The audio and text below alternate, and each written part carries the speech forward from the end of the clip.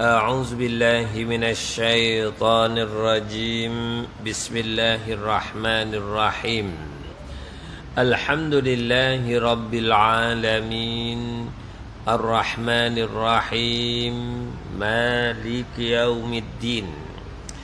إياك نعبد وإياك نستعين. اهدنا الصراط المستقيم صراط الذين أنعمت عليهم غير المغضوب عليهم ولا الضالين آمين. أعوذ بالله السميع العليم من الشيطان الرجيم. بسم الله الرحمن الرحيم. الحمد لله رب العالمين والصلاة والسلام على أشرف الأنبياء والمرسلين وعلى آله وصحبه أجمعين.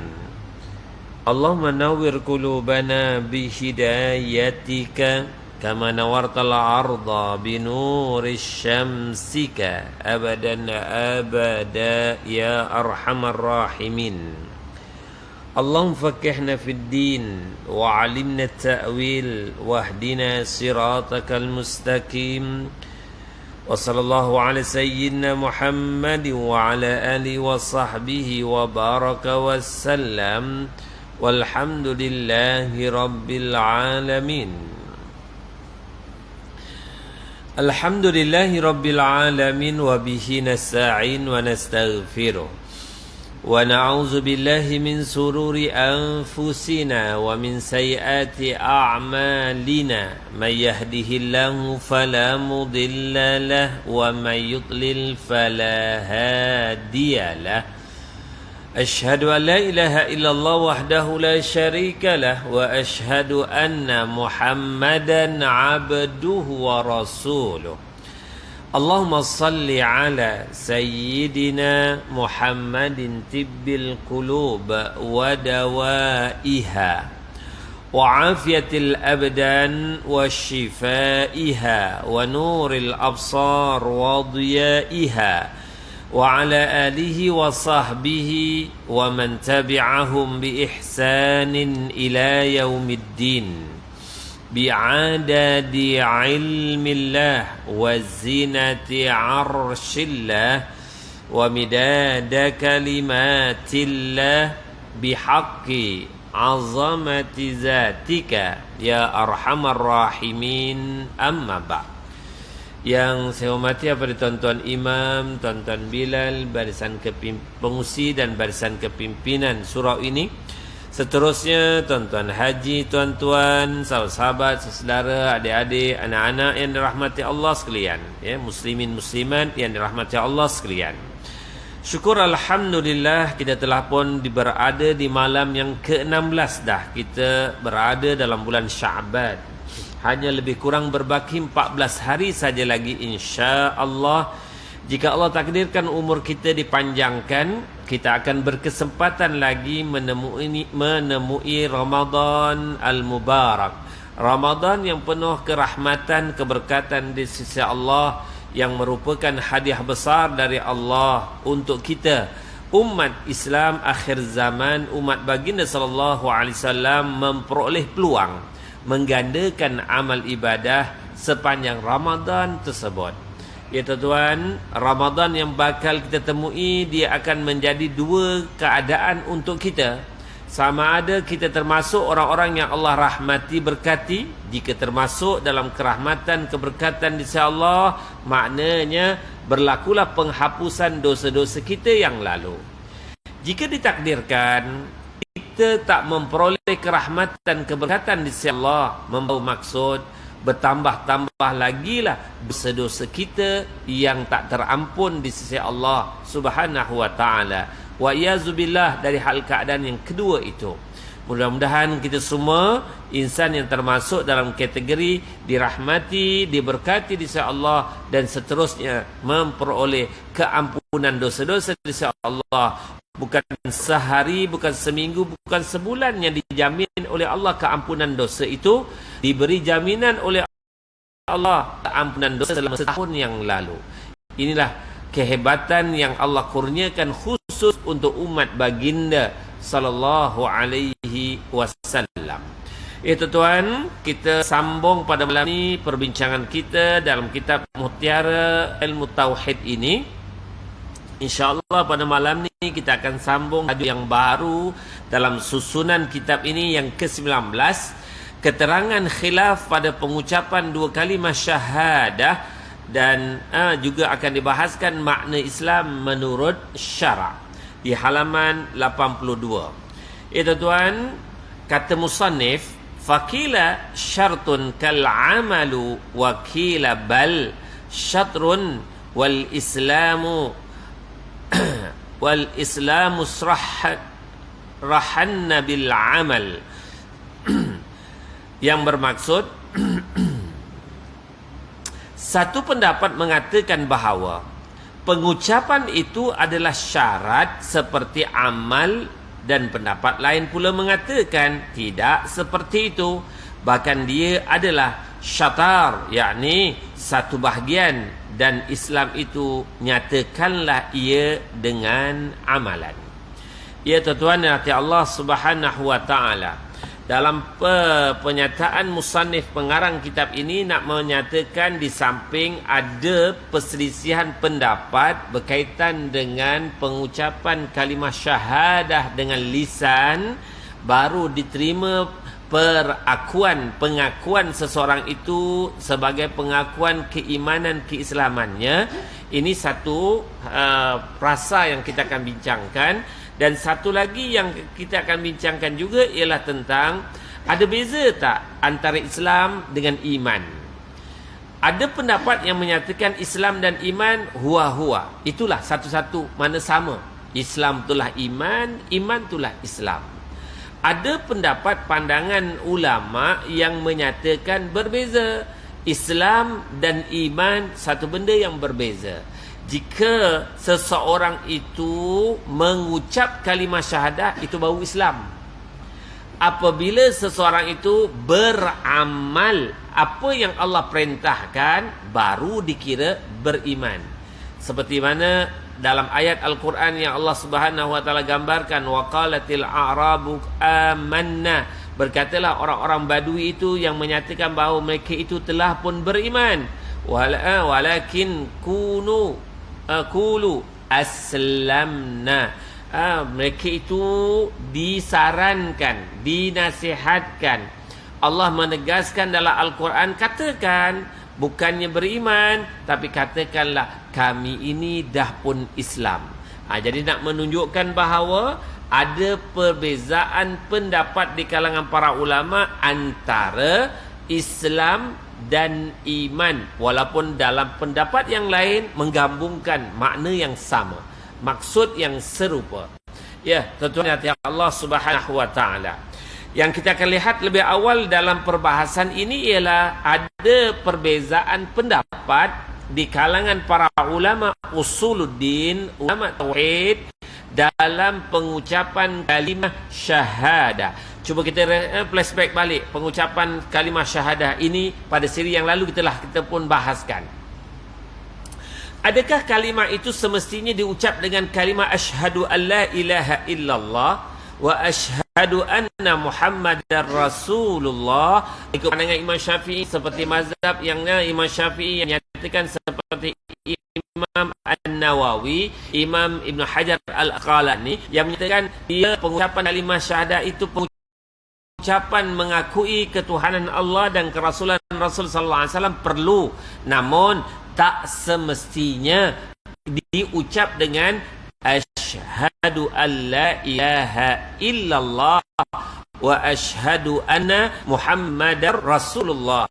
Cukup madai jika seseorang itu menyatakan Allah wujud, Muhammad Rasulullah, yang dia telah melafazkan kalimah itu nak membuktikan keyakinannya Allah, ya, Allah memang wujud, dan Nabi Muhammad itu ya, utusan Allah. Dah memadai menunjukkan dia menjelaskan tentang keislaman, keimanannya.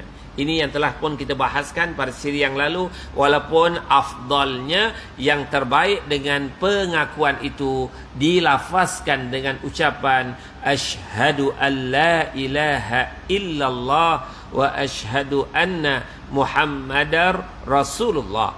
Ya tuan-tuan, fakta kedua yang kita nak sentuh juga, yang telah kita bincang pada sesi yang lalu, apabila dalam perbincangan ia mengakui tentang ketuhanan Allah Subhanahu wa taala, ia mengakui tentang kerasulan sallallahu alaihi wasallam, Nabi Muhammad sallallahu alaihi wasallam, dia tak lagi melafaz tapi dah mengaku, meyakini hal itu, maka di dalam perbahasan kita yang lalu dah pun diterima pengakuan keislaman seseorang. Kalau ditakdirkan dia mati, dia telah pun diterima sebagai orang yang mengakui ketuhanan Allah dan baginda sallallahu alaihi wasallam sebagai rasul, dan maksudnya diterima keislamannya. Walaupun mungkin keluarganya tak tahu yang dia telah pun mengakui dan diuruskan jenazah itu cara orang yang bukan Islam. Namun di sisi Allah, ia telah pun dikategorikan sebagai orang yang mengakui keesaan Allah, ketuhanan Allah dan kerasulan Nabi sallallahu alaihi wasallam. Nak membawa maksud tentang kalaulah ditakdirkan orang-orang yang memiliki walau sebesar zarah keislamannya, keimanannya, dan dia tidak memiliki apa-apa amalan, boleh menjadi asbab untuk Allah dan Rasulnya menyelamatkan, memberi syafaat kepada insan berkenaan, dilepaskan daripada azab api neraka dan akhirnya masuk ke dalam syurga Allah Subhanahu wa taala. Ini antara rumusan yang telah kita bincang pada siri bulan yang lepas. Cuma kita nak sambung dalam pembahasan ini. Dalam pengucapan kalimah syahadah itu perlu tak diucap? Bagi yang tiada keuzuran seperti orang yang tidak bisu, maka mereka itu wajar melafazkan.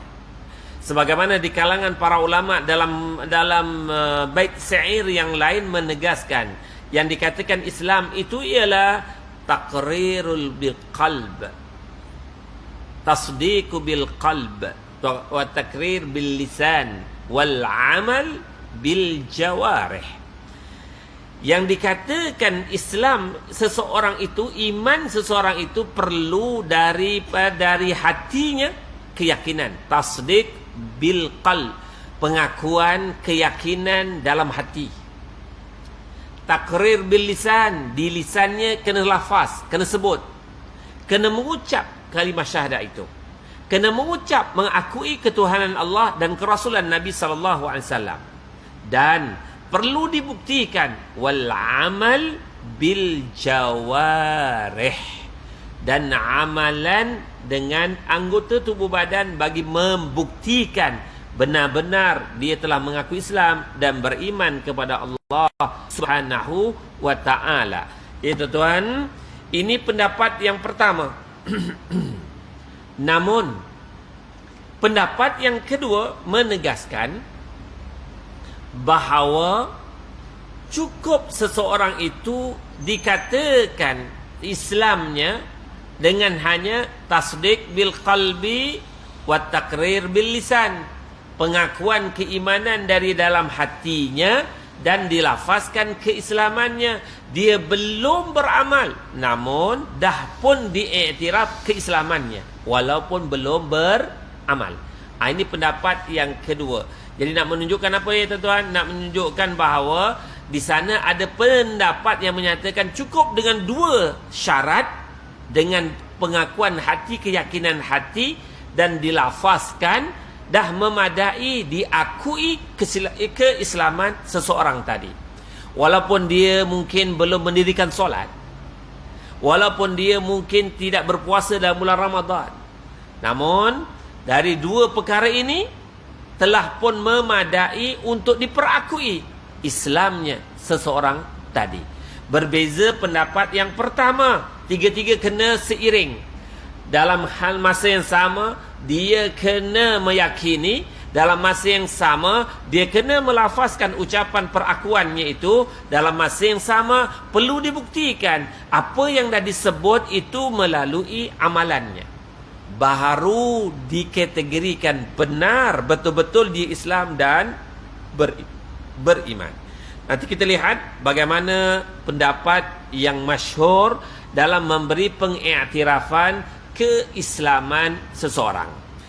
Keterangan khilaf dalam masalah pengucapan dua kalimah syahadah adalah bahawa satu pendapat dari para muhakkik, orang yang benar dalam perbahasan ilmu tauhid yang pakar dalam bidang ini, dari golongan Asy'ariyah dan Al-Maturidiyah, dua tok guru besar kita yang menjelaskan perbahasan akidah aliran akidah Ahlussunnah wal Jamaah, yang daripada tok guru Imam Asy'ari ataupun Imam Al-Maturidi, sehingga berada di dua jalur ini, aliran Maturidiyah ataupun aliran Asy'ariyah. Maka dua inilah yang berkembang perbahasan ilmu tauhid akidah Ahlussunnah wal Jamaah, sehingga dibahaskan oleh ramai lagi tokoh-tokoh ulama yang memperkukuhkan tentang dua jalur aliran akidah Ahlussunnah wal Jamaah yang dibahaskan oleh dua tokoh ini, seperti dibahaskan oleh Imam As-Sanusi, dibahaskan oleh Imam Al-Ghazali, dibahaskan oleh tokoh-tokoh lain, termasuklah Said Sabiq dan seumpamanya, dari dua jalur perbahasan ulama dan yang bermazhabkan akidah Ahlussunnah wal Jamaah. Tuan-tuan, pernah saya sebutkan di kalangan para ulama seperti Imam Al-Ghazali menyatakan, kita sebagai orang Islam ini dalam perbahasan ilmu tauhid jangan lari daripada rujukan utamanya dua tokoh ini, baru betul tauhid kita akidah Ahlussunnah wal Jamaah. Tapi kalau perbahasan ilmu tauhidnya tak sampai ke dua jalur ini, dibimbangi, ia berpemikiran aliran ilmu tauhidnya barangkali menjadi Syiah, barangkali menjadi Mu'tazilah, barangkali menjadi Khawarij, barangkali menjadi Murji'ah, barangkali menjadi Mu'tazilah, dan macam-macam lagi. Tapi kalau daripada dua jalur perbahasan ulama ini, insya Allah ia adalah rujukan utama yang asli, ya, rujukan yang merupakan premier, bukannya rujukan yang sekunder, yang melalui lapisan-lapisan yang lain. Namun daripada dua ini adalah datangnya dari baginda sallallahu alaihi wasallam dan para sahabat ridwanullah alaihim ajma'in. Apa yang dibahaskan di sini, ya, mengikut pendapat para muhakkik golongan Asy'ariyah dan Maturidiyah serta yang lain dari mereka mengatakan bahawa pengucapan itu merupakan syarat. Jadi Imam Al-Maturidi dan Asy'ari menyatakan mengucapkan Allah wujud, Muhammad Rasulullah, kena ucap. Tak cukup dengan hanya angguk. Kalau bagi orang yang boleh bercakap, tak memadai hanya sekadar angguk kepala, setuju. Bagi orang yang boleh bercakap ini, dikatakan oleh dua tokoh ini sebagai syaratnya kena dilafaz. Sama ada nak menggunakan pendekatan yang asah, yang kuat, asyhadu an la ilaha illallah wa asyhadu anna Muhammadar Rasulullah, atau hanya melafazkan Allah wujud, Muhammad Rasulullah, kena ucap. Ini pendapat yang daripada jalur yang jelas, ya. Manakala jumhur ulama mengambil faham bahawa maksud mereka itu adalah pengucapan dua kalimah syahadah merupakan syarat bagi dilakukannya hukum-hukum orang mukmin atau mereka berupa waris mewarisi, saling menikahi, solat di belakangnya dijadikan imam, solat atasnya disolati, yakni seperti jenazah lah, ya, dikubur pada perkuburan orang muslim, dituntut mengeluarkan zakat dan selain yang demikian kerana pembenaran dalam hati yang dikatakan tasdik qalbi. Meski dia adalah iman, meski dia adalah iman, akan tetapi merupakan batin yang tersembunyi, maka haruslah ada baginya tanda yang zahir yang menunjukkan atas iman tersebut agar boleh dilakukan dengannya hukum-hukum itu. Jadi nak tegaskan, pendapat jumhur ulama kena ucap kalimah syahadah tersebut, kerana apabila seorang itu dah melafazkan kalimah syahadah, diakui keimanan dan keislamannya. Lebih-lebih lagi apabila dah merangkumi tasdik bil qalb, takrir wal amal bil jawarih, keyakinan dari hati, dilafazkan dengan syahadah di mulut dan dibuktikan melalui amalannya. Apabila dah melafazkan kalimah ini, solat wajib atasnya, puasa wajib atasnya.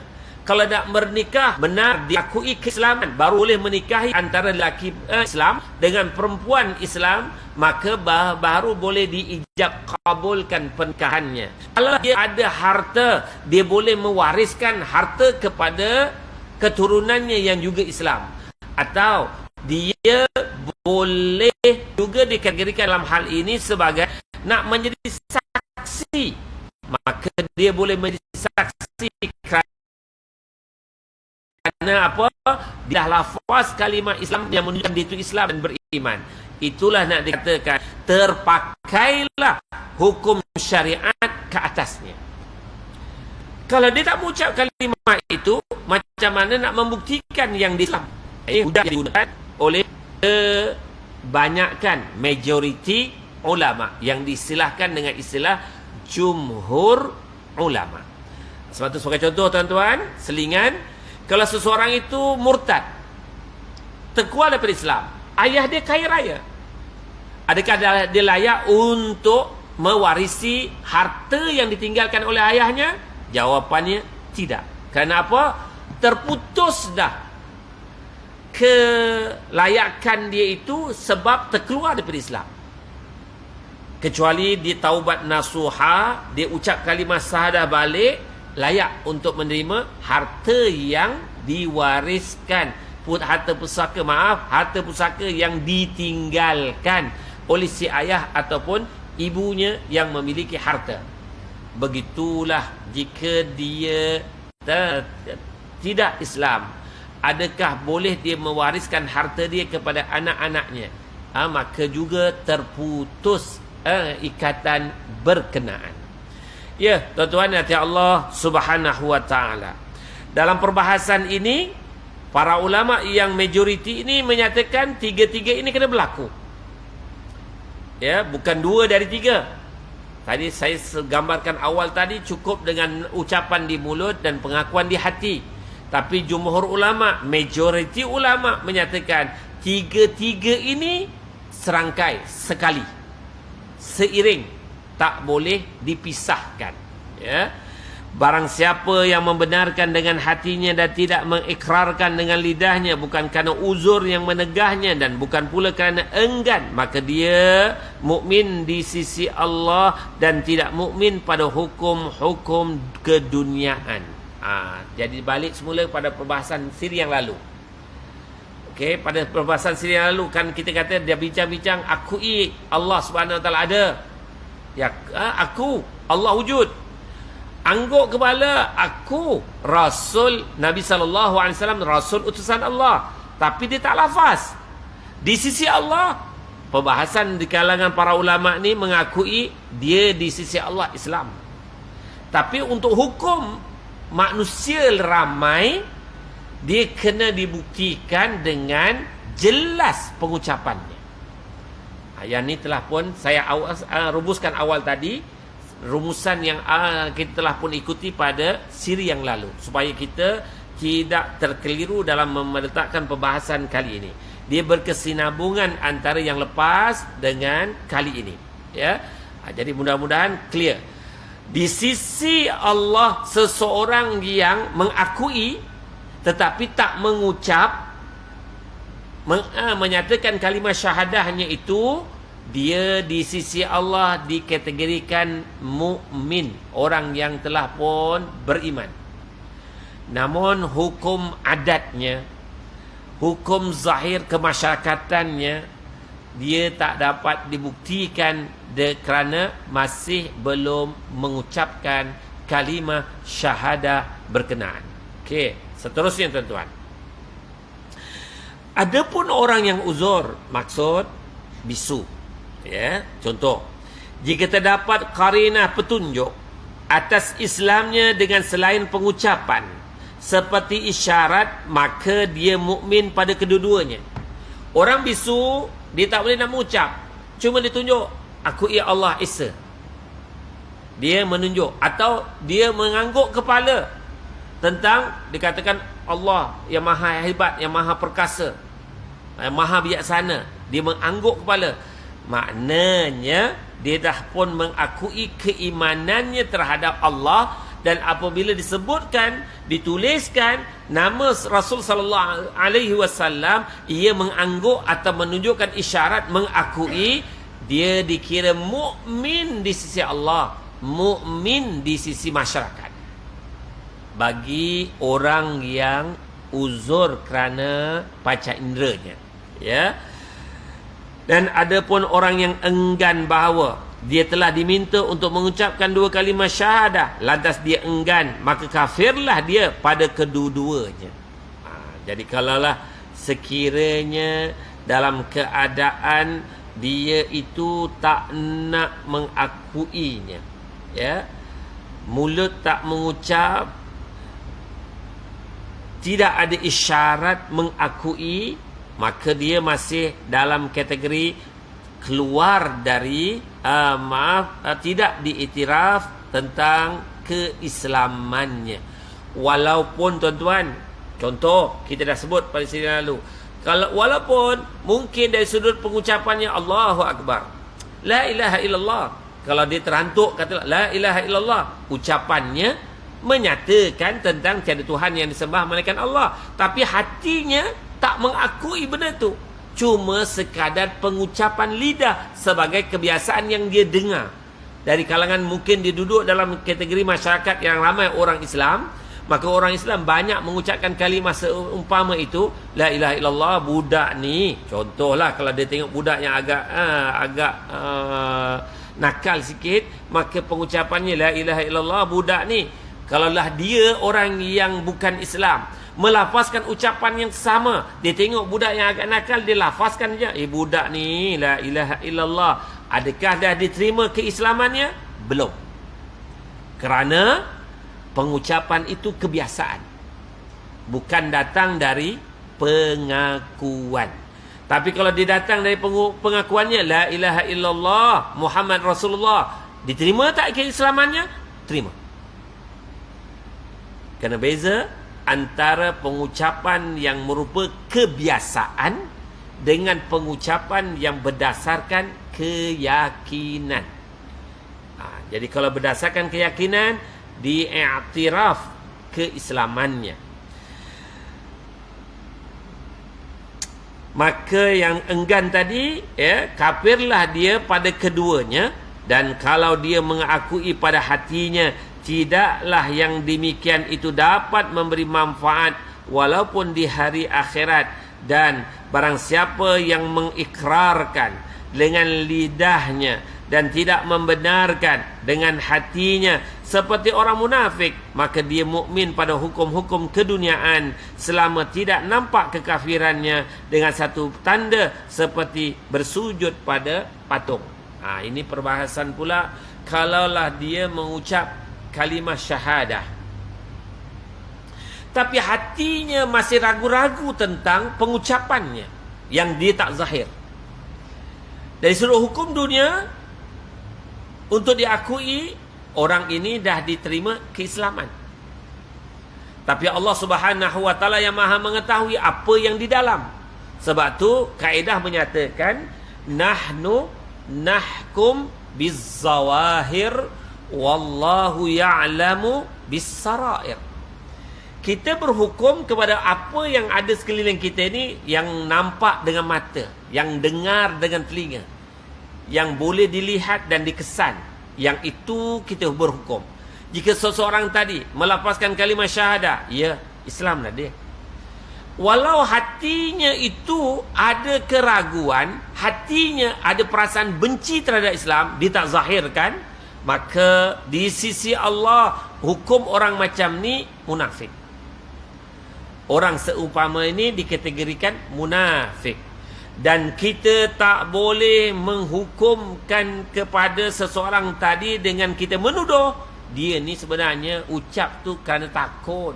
Sebenarnya dia tu dalam hatinya sangat benci pada Islam. Dia ni bukan Islam, kafir. Jangan membuat tuduhan dakwaan seseorang dituduh kafir dalam keadaan dia dah mengucap kalimah syahadahnya.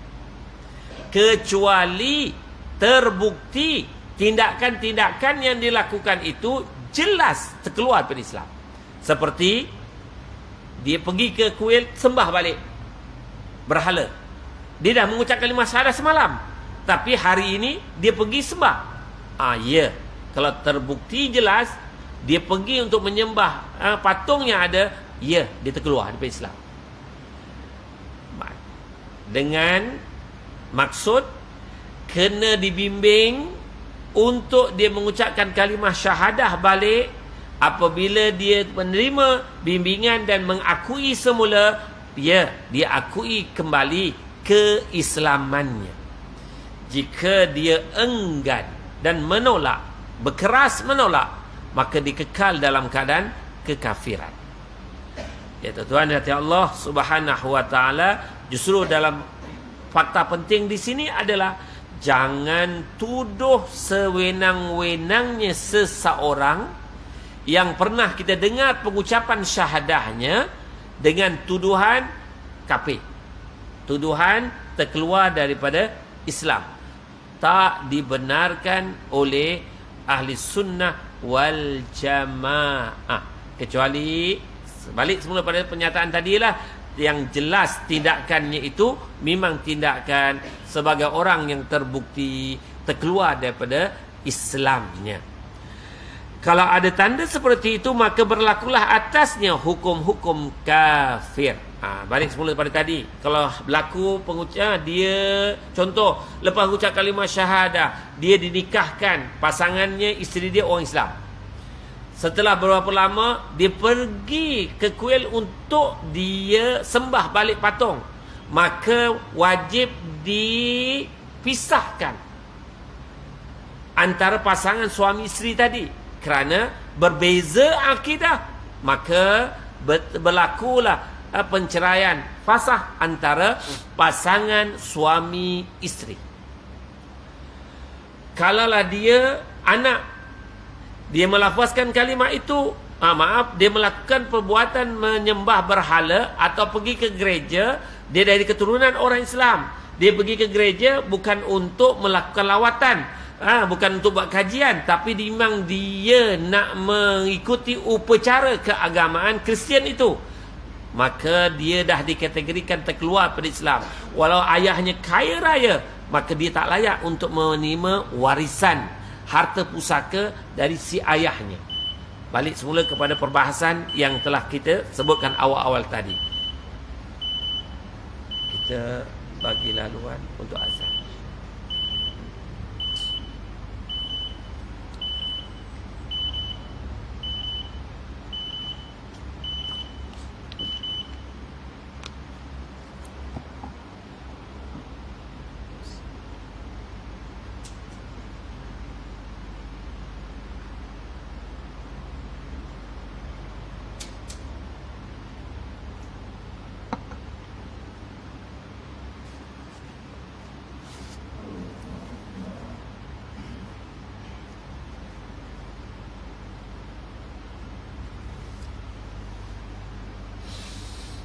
Ya Rabbi.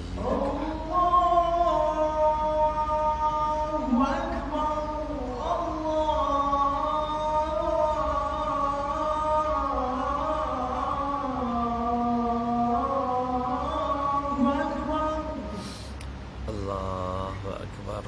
Allahu Akbar.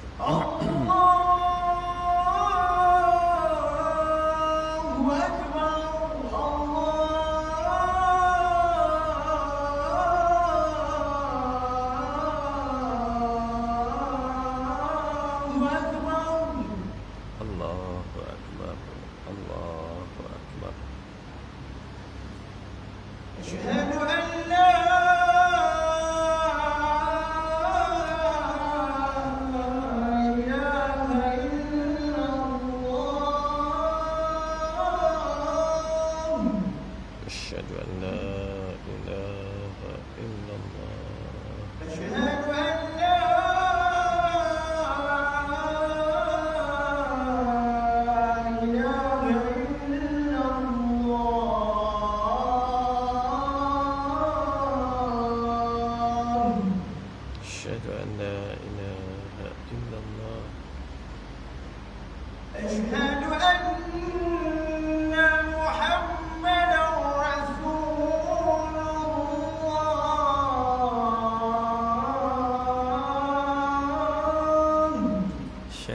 Muhammadar Rasulullah. Asyhadu anna Muhammadar Rasulullah.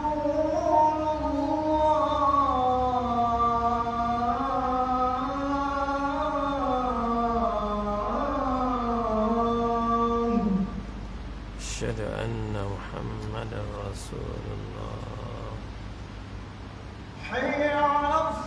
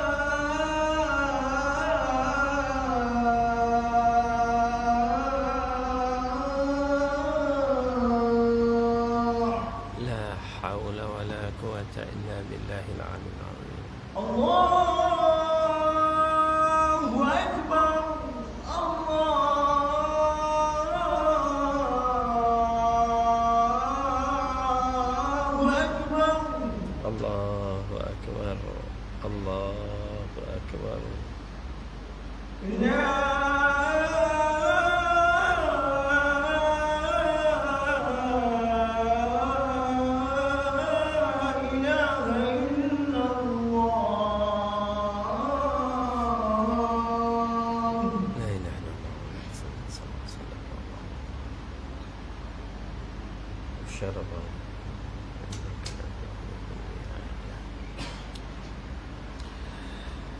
Ya tuan-tuan yang rahmati Allah Subhanahu wa taala, kita sambung semula perbincangan kita. Segulungan ulama ada yang berpendapat bahawa maksud mereka itu adalah pengucapan dua kalimah syahadah merupakan syarat pada sahnya iman. Jadi nak menegaskan kena dilafazkan ucapan syahadah itu barulah boleh diterima di sisi Allah dan di sisi masyarakat dia itu Islam. Kalau tidak, dibalik semula pada pernyataan tadilah, mungkin di sisi Allah dia telah pun beriman, dia telah pun Islam, tetapi dalam masyarakat apabila tak diucapkan, dia tidak ada terbukti lagi keimanan keislamannya. Pendapat ini adalah sama dengan pendapat bahawa pengucapan itu adalah syatar, yakni bahagian dari iman dalam hal hukumnya, ya. Dan khilaf antara keduanya itu, yakni yang mengatakan syarat sah dan yang mengatakan syatar hanyalah dalam ibarat sahaja.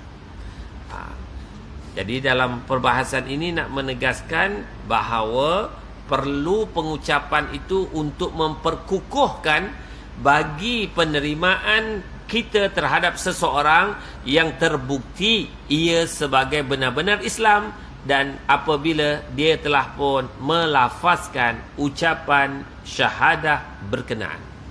Kalau tidak, dia tak ada penjelasan yang membuktikan tentang keislaman dan keimanannya seseorang tadi. Dan pendapat jumhur ulama itu adalah yang lebih kuat. Jadi kita nak nyatakan bahawa pengucapan kena diucapkan. Inilah pendapat majoriti. Inilah pendapat yang kukuh, yang kuat. Berdasarkan kepada nas. Ada menguatkan bagi pendapat yang mengatakan syarat, bukan yang menyatakan syatar ataupun bahagian, sebagaimana firman Allah Subhanahu wa taala dalam surah Al-Mujadalah ayat 22, ulaika kataba fi qulubihimul iman. Itu adalah sesuatu nak membuktikan dalam hati mereka itu benar-benar ada pengakuan keimanannya apabila dia telah pun melafaz, mengucap, baru disebutkan ya, ini sebagai bukti tanda yang kuat dalam hatinya benar-benar beriman. Ya. Dan hadis Rasul sallallahu alaihi wasallam, Allahumma sabbit qalbi ala dinik. Ya Allah, ya Tuhanku, tetapkanlah hatiku di atas agamamu. Jadi nak menunjukkan bahawa apabila seseorang itu mengucap, baru benarlah pengakuan tasdik ataupun perakuan dalam hatinya. Ia mengakui kebesaran keagungan Allah, keesaan Allah itu benar-benar jelas, nyata, terbukti. Jika belum dilafazkan, balik semula pada penyataan kita yang awal tadi bahawa dia sekadar Islamnya itu di sisi Allah, tetapi dalam masyarakat belum lagi diakui keislamannya. Oleh itu ya tuan-tuan, pendapat ini yang dipegang di kalangan ulama-ulama kita di Malaysia, inilah yang masyhurnya. Yakni nak membuktikan seseorang itu Islam atau tidak, maka perlu kepada tasdik bil qalb, taqril bil lisan, wal amal bil jawarih. Perlu dibuktikan dengan dari hatinya keyakinan itu, diucapkan kalimah mengesahkan Allah dan kerasulan, mengakui kerasulan Nabi sallallahu alaihi wasallam itu, dan dibuktikan melalui amalan. Inilah yang telah pun dipegang sebagai dasar untuk menyatakan Islamnya seseorang apabila ada tiga-tiga ini diamalkan oleh seseorang. Seterusnya tuan-tuan dirahmati Allah Subhanahu wa taala, sikit lagi perkataan musannif dengan kal amal seperti juga beramal, artinya pengucapan dua kalimah syahadah dan melakukan amalan adalah sama dalam hal keadaan sebagai syarat dalam iman, meskipun berbeza arah pensyariatannya. Jadi seperti awal tadi saya sebutkan, ada dua pendapat ulama. Satu yang menyatakan tiga-tiga ni kena ada ucap, pengakuan, ucap dan amalan. Satu lagi pandangan, cukup dengan pengakuan dia dari hatinya, diucapkan di lidah, walaupun dia belum mengamalkan, dah dikira sebagai orang yang Islam dan keislamannya dah diakui. Oleh itu tuan-tuan nanti Allah Subhanahu wa taala, pendapat yang kukuh nak menyatakan bahawa tiga-tiga kena ada, barulah benar seseorang itu Islam dan beriman. Kena diakui dari hatinya, dilafazkan di lisannya, dan dibuktikan melalui pengamalannya. Barulah benar seseorang itu yang telah melafazkan kalimah syahadah dikategorikan sebagai seorang yang muslim, mukmin. Kerana yang pertama ada kalanya sebagai syarat bagi berlakunya hukum-hukum keduniaan atau bagi sahnya iman. Barulah dikatakan betul dia ni seorang Islam. Saya nampak dia semalam pergi masjid sembahyang di masjid. Mana Orang dah boleh mengakui kalau dia bukan Islam tak kena ke masjid. Betul dia Islam. Saya pada bulan Ramadan dia berpuasa. Saya sepanjang hari, siang hari saya bersama dia. Dia betul-betul jaga puasanya, tak makan, tak minum. Dia berbuka puasa ketika azan maghrib. Maknanya dia dah pun dibuktikan mengamalkan ibadat puasa. Ya.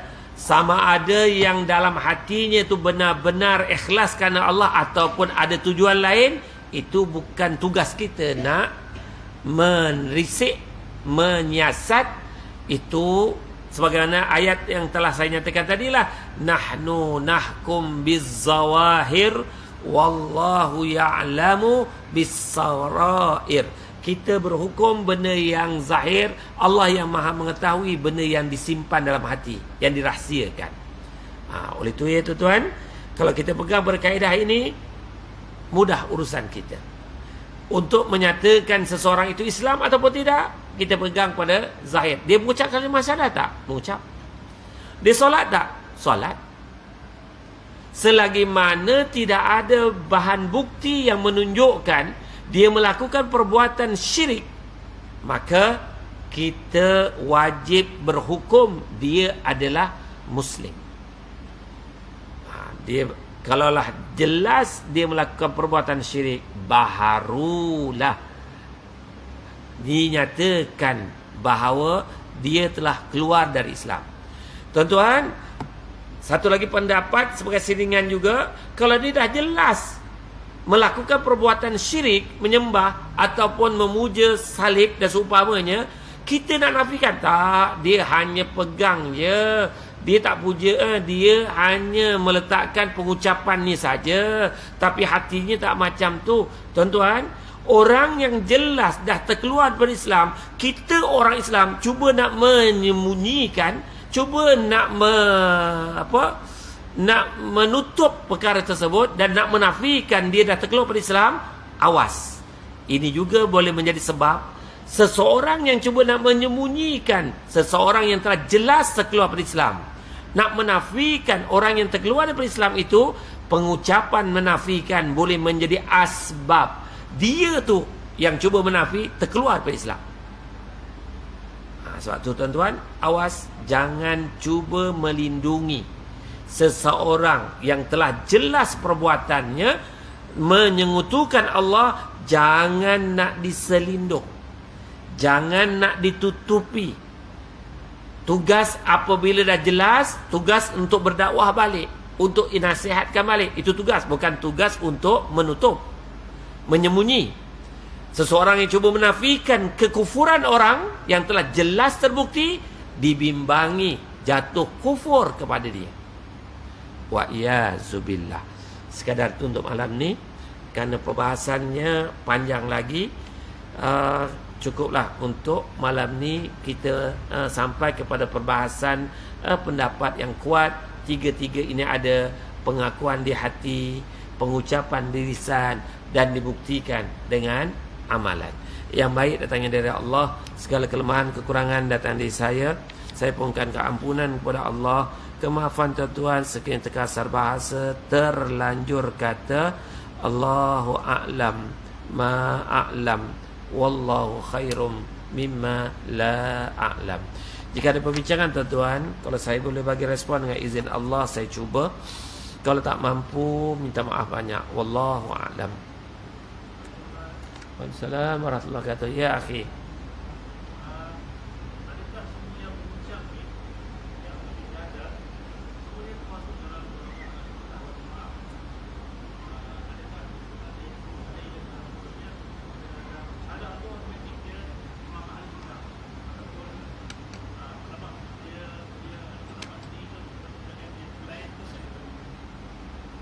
terima kasih akhi, bagus soalan ni.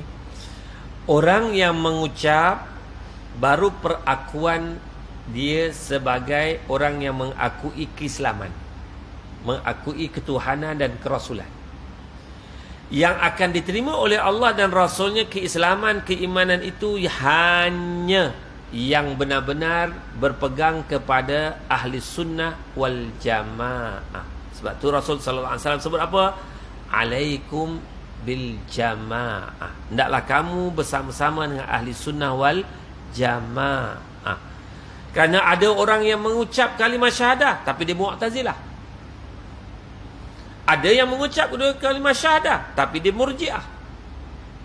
Ada yang mengucap dua kalimah syahadah dia Batiniyah. Sebab tu dalam perbahasan ini kita berhukum dengan zahir. Dia ucap kalimah syahadah, betul? Islam. Tapi bukti keislaman dia itu benarkah ia mengamalkan Islam seperti ahli sunnah wal jamaah atau tidak? Kalau dia dah pun mengamalkan seperti ahli sunnah wal jamaah, kita aku, ya, di Islam. Tapi kalau dalam masa yang sama pemikirannya menyatakan tak, dunia ini bukan baharu, dunia ini qadim, dia mengucap tak? Mengucap. Maka dia tak sama dengan ahli sunnah wal jamaah.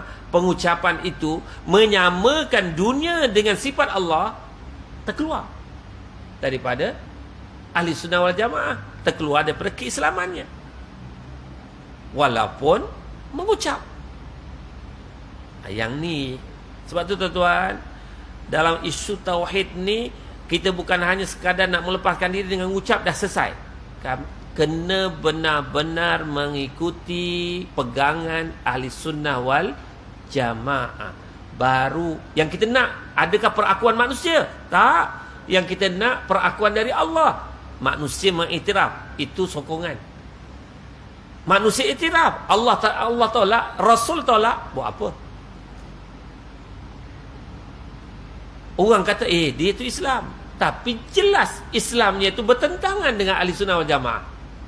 Allah dan Rasulnya menolak, buat apa? Yang boleh menyelamatkan kita untuk kebahagiaan akhirat nanti, jika Allah mengakui kita ini ikut Rasul sallallahu alaihi wasallam. Sebagaimana yang Allah firmankan, "Qul in kuntum tuhibbunallaha fattabi'uni yuhibbukumullah." Katakanlah Muhammad, jika benar-benar kamu cintakan Allah, ikutlah aku. Mana ikut Rasul sallallahu alaihi wasallam. Yang Rasulullah pesan kalau tauhid, ahli sunnah wal jamaah. Ibadat, ahli sunnah wal jamaah. Akhlak, ahli sunnah wal jamaah. Barulah yuhibbukumullah. Pasti kamu dicintai oleh Allah Subhanahu wa taala. Wallahu a'lam. Jelas rasanya? Ya. Ya. Abdul Wahab.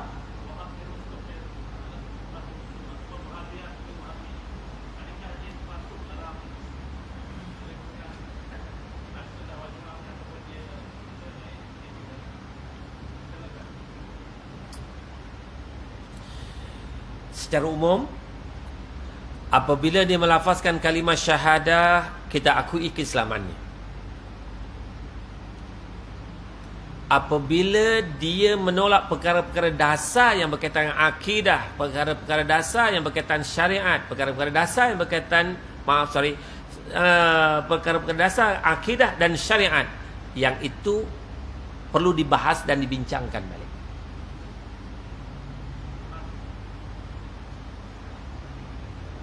Wallahu a'lam. Nak suruh datuhkan hukum, saya bukan mufti. Wallahu a'lam. Allahu a'lam ma a'lam wallahu khairum mimma la a'lam. Allah ja'alna minal ladzina yastami'una al-qawla fayattabi'una ahsana. Allahumma arinal haqqa haqqan warzuqna ittiba'ah wa arinal batila batila warzuqna ijtinabah. Ya muqallibal qulub, sabbit qulubana ala dinik wa ta'atik.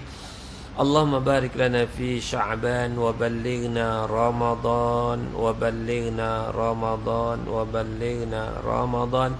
Wa sallallahu ala sayyidina Muhammadin nabil ummi wa ala alihi wa sahbihi wa baraka wa sallam walhamdulillahi rabbil alamin.